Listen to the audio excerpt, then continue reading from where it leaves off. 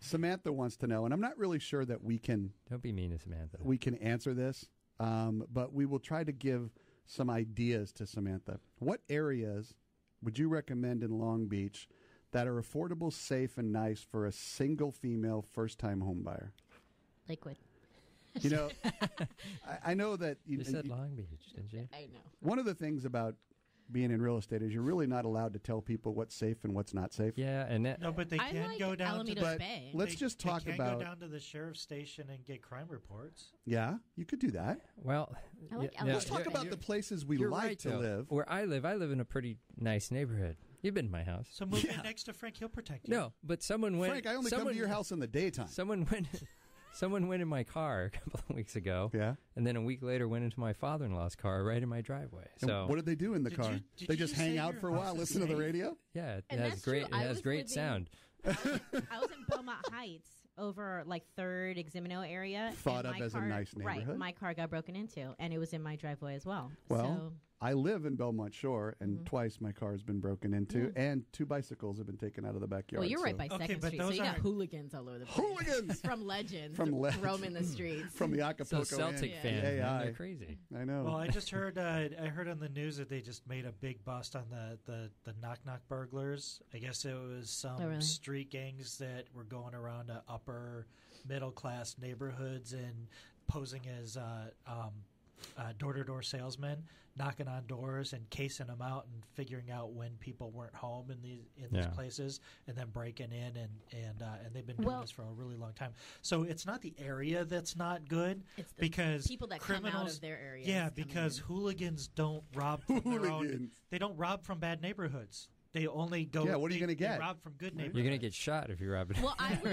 getting back to the that question. Pinot doesn't even have locks on it. Well, let's get back to the question. I would go Alamitos Bay, which would be like Broadway to maybe 4th Street, the Junipero.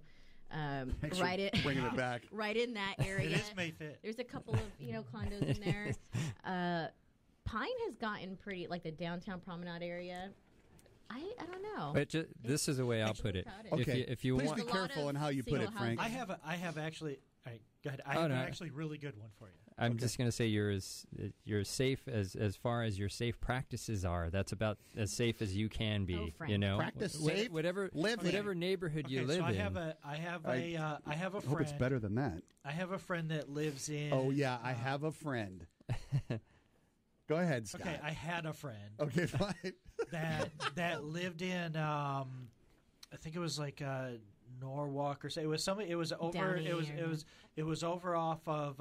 It was in L.A. and he, him and his family used to buy a lot of investment properties in what would be considered the city or just outside the city. The rough neighborhoods.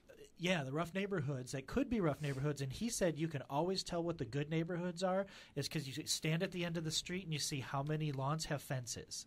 He says if they don't have fences, then all the neighbors get along together. But if they all put up these big block walls and fences, then they're all trying to protect their little thing. And he said, I swear to you, he says, you go to the neighborhoods where there's no fences and the neighbors all get along together and they're all cordial. But you go to the ones that have fortresses, and he says, and those neighbors are less likely, because that's really what it comes down to is how closely knit is a community. Yeah, basically how exactly condo or SFR?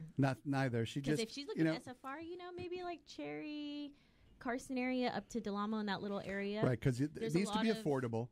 Yeah, those are. If she's looking for a single family home, though, those Alamitos Beach is a great little community. I think we're going to go back to what you said. Go to a police department and find out the ratios, the crime statistics from every neighborhood, and then statistically, because you have the numbers right in front of you, the safest neighborhood is A, B, or C. That's really the only way to do it. Yeah, but you got. I mean, she's asking the question because she's a single female, and there's certain amount. There's a certain amount of data bodybuilder. Yeah, exactly.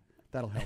Just certain precautions. Brazilian kickboxer. She wants to make sure that wherever she buys, and I have to say, look, if you're a single female and you're out there buying a house, bravo. Well, then the only way is, because it can happen to anybody anywhere, is to, if you want to feel the comfort in your mind, go to the police station and find out where the lowest rate of incidents are. That's about the only thing you can do. Yeah, I think there Samantha, I wish we could give you an exact, but it's just not advice in that segment. A cornucopia of good advice. Wow. Yeah. That's to think about. A cornucopia of good advice from this show. You're like impressing Eric, right? Anomaly. I am so impressed right now. It's the same thing with the schools, though, too. I rarely answer that question. How good are the schools? Look good. How smart is your kid? I don't know.